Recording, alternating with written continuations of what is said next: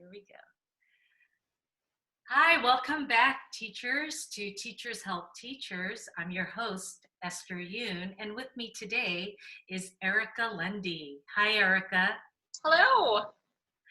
Erica, she's taught elementary for 12 years now.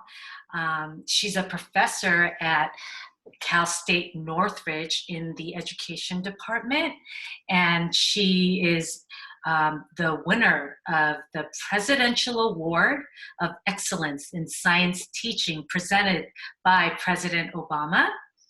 And she recently earned her national board certification. So we're really proud of you. Those of us who know you, we're really proud of you. And thank you so much for being here. Just a little fun fact about Erica. Erica and I, we have a connection with not just teaching, but our hobbies. Little hobbies. We met actually at the archery range. That's one of our hobbies that we share.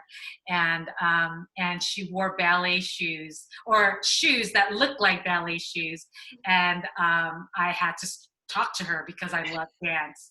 And so I'm so glad I noticed all that about Erica to then talk to her and then to find out that she's this phenomenal gem of a teacher. And I'm so proud and happy and honored for you to be here with us today. Thank you, Esther. Certainly one thing I remember about meeting you for the first time is that you were really eager to help everybody at the range, which is part of what makes you such a great coach. But especially now, I mean, I see that in your eagerness to help teachers during this crazy time. So we really appreciate you putting together all these resources for us, and I'm happy to be here to help. Thank you, Erica. It's my pleasure. So today, let's talk about journaling. It really stayed with me. Erica and I were catching up and talking over the phone and just connecting during this time of remote learning.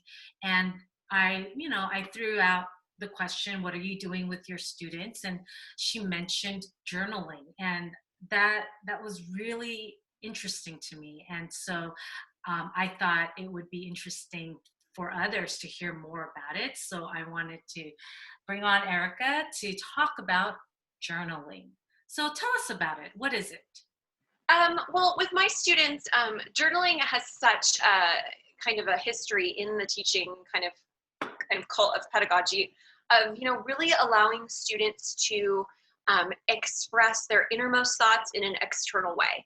So whether it is journaling about what you're feeling, what you're seeing, what you're doing, and either using words, text, pictures, it can be really diverse, right? It can be really differentiated, which is what makes it such a unique tool, especially for this time when we're trying to, master and support all of our students' learning needs from afar. So I think what struck me the most about journaling in our conversation was that journaling is really one of the most accessible, what we call primary sources that exist for our students to kind of dive into.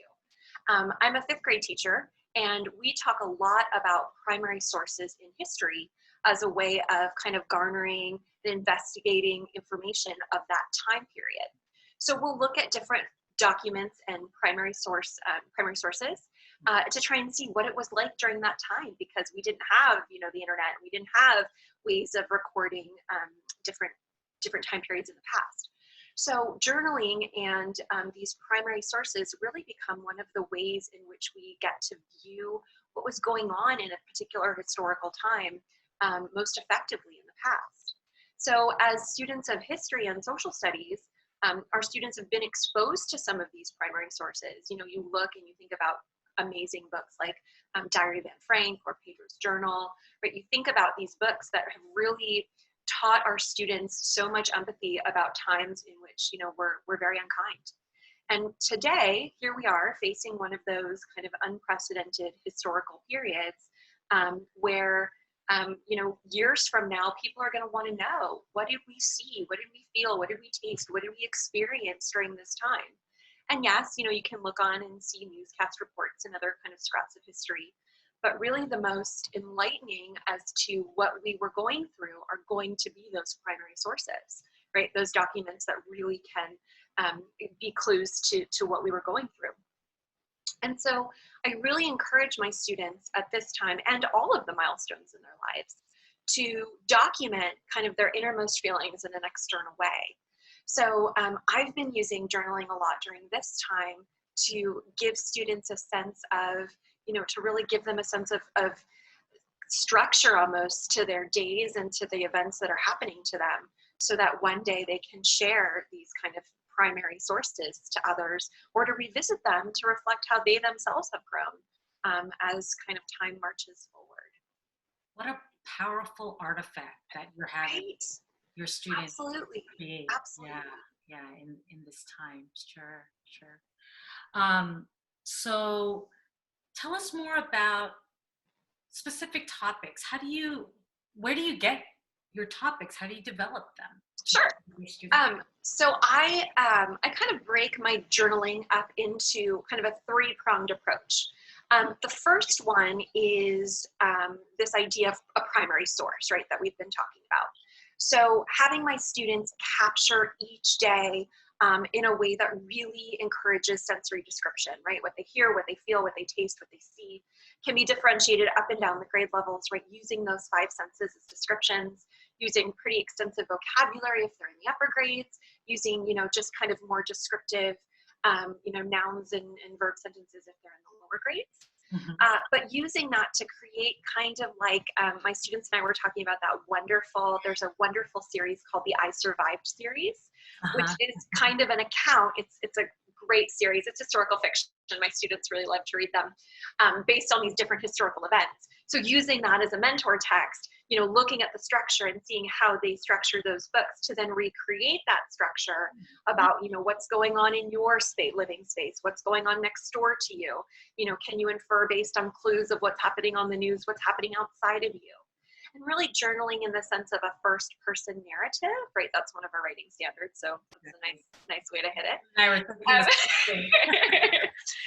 Being able to kind of write in a first person narrative style about what's happening to them, right? So that's the first and foremost piece of my journaling, because this is an important time, and to be able to write about that.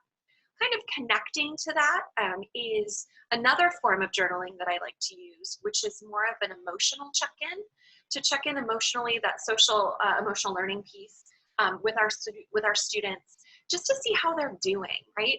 So I have actually in my Google Classroom right now, we have what we call our digital journal, which is a separate space where they're able to kind of type me a paragraph or a little kind of format, just a couple sentences about how they're doing. So it's like a check-in.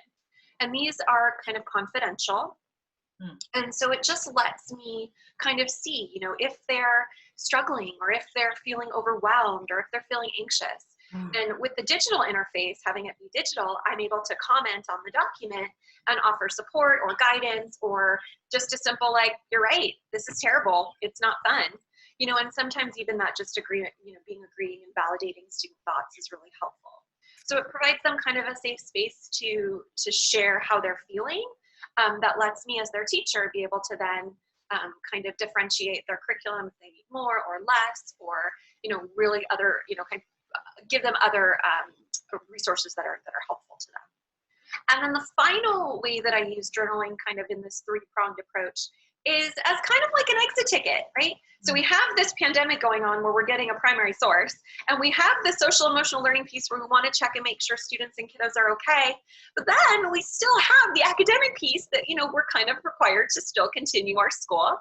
And, all 3 of those are equally important in my eyes, right? They're all held in parity, that they're all, just as important, right? Validating students' emotional feelings, documenting the historical nature of this, and, keeping them up on their academics, are all in parity with me. But of course, I just want to kind of put a caveat that students' social emotional well-being may take the priority in some cases, where they're not able to access school or they're not able to do all of these things. As much as we can support their well-being as teachers is certainly important. But for my students who are able to, I'm going to keep on plugging away with some academics. And I use the journaling as a bit of an exit ticket, right? Or we call them brain dumps, where I'll say, okay, so for 5 weeks we've been studying about Jupiter. what do you know? On your mark, get set, go, don't stop writing. And they just write as fast as they can. They're not complete sentences. They're not worrying about language convention. They're just getting all the information out, because it's that multiple exposures to information that really kind of refines our learning connections. So giving them another chance to see it on paper, to feel it, to rewrite it, with their pencil, or even type it, gives them just another way of solidifying that knowledge. So I have kind of my 3 different ways that I use journaling. All are, I think really appropriate, especially in this time. Yes. And yeah, have been successful in the classroom so far. I can definitely imagine your 5th grader thoroughly engaged during journaling time. I I would love to be a fly on the wall, or just be a part of that Zoom class and start journaling myself. Well, thank you. I think also that's something that's important with journaling that we often neglect or overlook, is that humor can provide a really necessary component that sometimes with these, kind of brain dumps of getting out information, or, or asking students to focus on academic content, or even serious social emotional content, that providing something silly or funny as a prompt can often be helpful. Sometimes with the brain dumps, it'll be something like Jupiter, or it'll be like, the Revolutionary War, the Battle of Saratoga, or, something very serious. And then sometimes I'll just say something like ice cream, and they'll be like, what? And there's that moment of like, wait, are you serious? And then they all go into ice cream. And what that does is it jogs their kind of creative sense of writing a little bit and establishes that sense of play, which I feel for myself is very important in building relationships with students, which we certainly leverage and rely on in these kind of difficult times. So I think that humor is important too during this stuff. So yeah, I see. My next question is, why do you have your students journal? But you clearly answered that earlier. Many of these entries are personal, and you did say how you do set it up where you do read a confidential piece of entry and respond to it, even just simply like, I hear you, I totally agree. I love that.